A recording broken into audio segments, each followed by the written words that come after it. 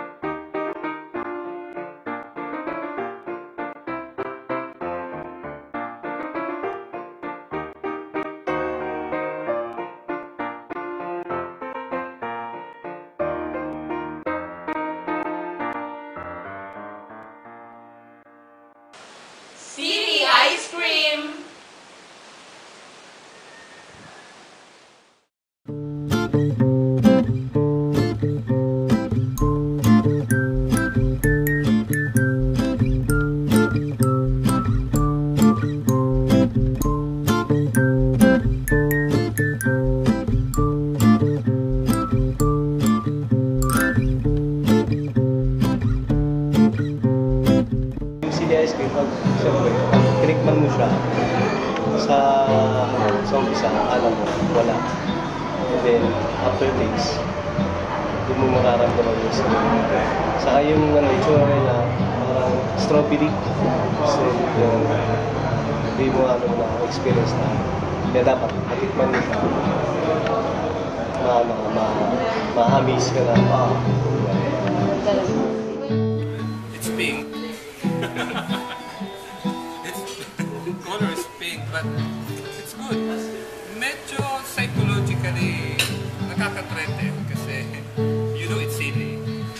Pero yung level 1 is not really that spicy. May konting lang. May konting haplos lang sa lalambot. But level 2